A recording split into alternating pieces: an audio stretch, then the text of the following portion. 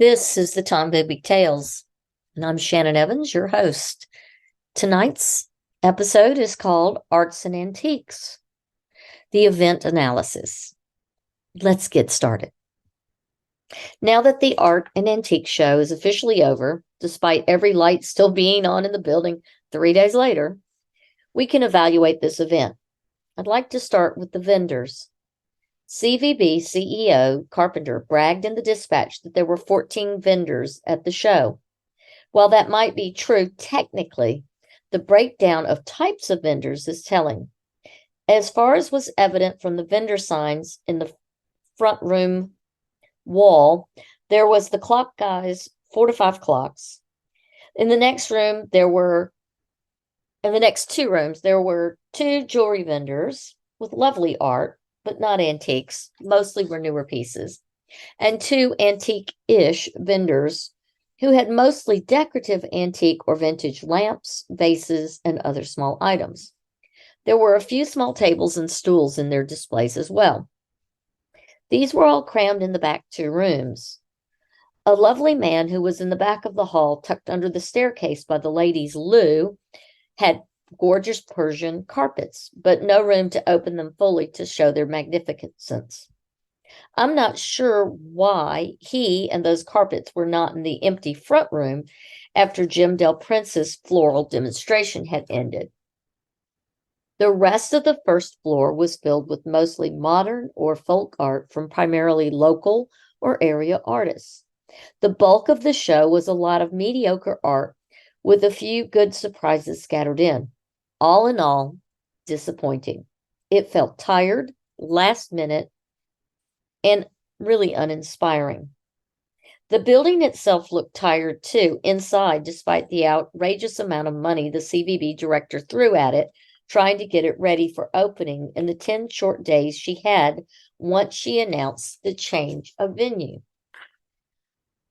The lawn was mowed and weed-whacked, and for some reason a 2-foot-high stack of pine straw was put at the base of the shrubbery and along the side porch, despite there being absolutely no flower beds along any of that. It seemed like haphazard and amateurish landscaping. But there again, money was thrown in that direction. The porch ramp had new carpet tacked down, thankfully, but the porch edge had been painted a garish barn red that did not match the rest of the porch and really accentuated the gaping holes of rotted wood under the metal ramp. Egads, I wonder if that paint was approved by the City Historic Commission as it was supposed to be. I doubt it.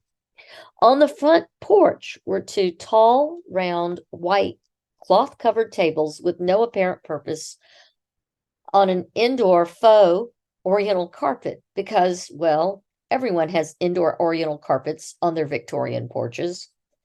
I think the carpet was to hide the cracked and peeling porch paint.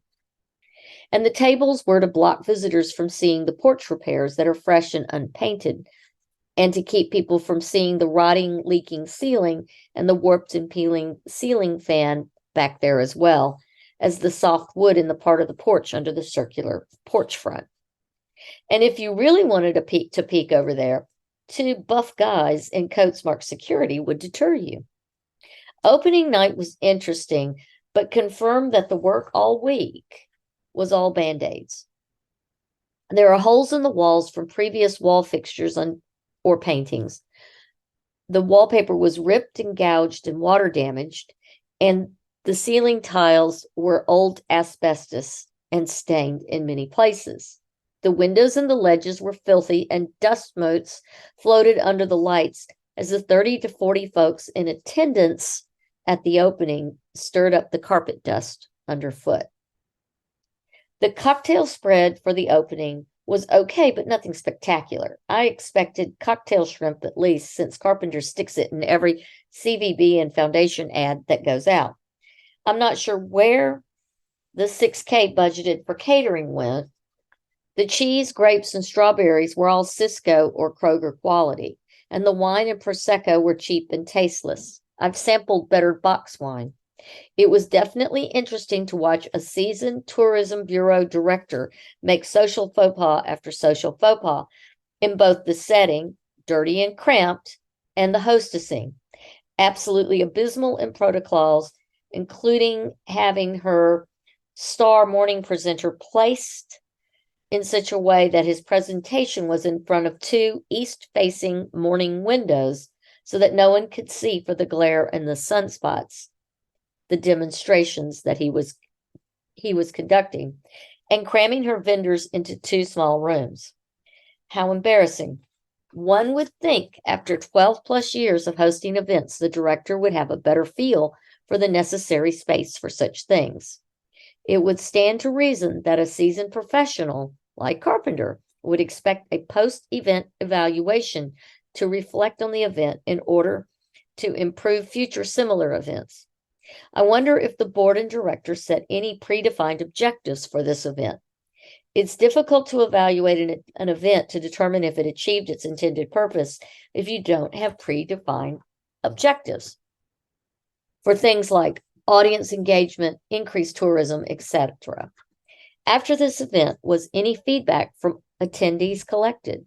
Were any surveys sent, exit interviews conducted with vendors and participants?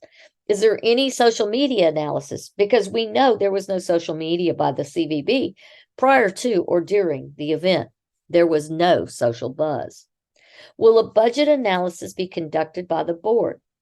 This will be important for future event planning. It will be critical for the board to analyze the projected costs versus the real cost. As we know, Carpenter spent a great deal of money preparing for the event. Where was overspending and where are the places for future cost reduction for similar events? I think it's important the vendors, partners, sponsors, and employees evaluate their own experience, engagement, and satisfaction with this arts and antique event. It is also critical that accurate data is collected, attendance figures such as sign-ins, of which there were none, financial records, participant surveys, social media analytics, or the lack thereof, and testimonials should have been collected on site. They were not. Because there was no data collected, no data analysis can thoroughly be conducted. No patterns or trends can be identified. No statistical analysis, sentiment analysis, or thematic coding can be used to extract meaningful insights, and no data-driven decisions can be made for this event and any events going forward like it. Essentially, with no usable data collected, means a SWOT analysis cannot be conducted. No strengths can be leveraged, weaknesses addressed, logical opportunities explored, or threats to be mitigated, and no strategies for future events can be developed based on that analysis or the fact that there is no SWOT analysis. Without a post-evaluation by the board and the CEO, there is no way to assess the actual success of an event, especially this event, to gain invaluable insights and to produce future event improvements. Post-event evaluation is part of any dynamic, empowered board. Feedback-driven tourism events have been shown to grow future attendance and provide justification for pivots in the future. Gathering qualitative feedback from all event participants helps to guide future events. Most post-event reports include an executive summary, which include future recommendations, the goals and objectives made before the event, the ROI, or return of investment report, which would include the ads, the meetings, purchases, bills, etc., the event's effectiveness, including feedback regarding the event location, the actual display places, the traffic flow, the out-of-town visitors versus number of in-town visitors, etc., the budget, both estimated and final investment, areas for improvement, and a conclusion that addresses the post-event evaluation and recommendations for the future. But there should also be an employee review after such an event by the board. In an event of this type, conducted year to year, a careful examination of director performance would be not only beneficial, but critical for the director's next performance review or for their exit review, as in Carpenter's case. Were expenditures reduced compared to the previous year of the art and antique sale? Was there an increase Was there an increase in visitors over last year? Was overhead decreased? Metrics must be tracked compared to previous years, etc. Why were there only 6 vendors and 8 artists at this event? How was the director's operational performance for the event, meaning planning? Remember, she sent out invites before securing her venue, resulting in significant extra expenses for this event. Project management, budget, which she is still blowing through even after the event.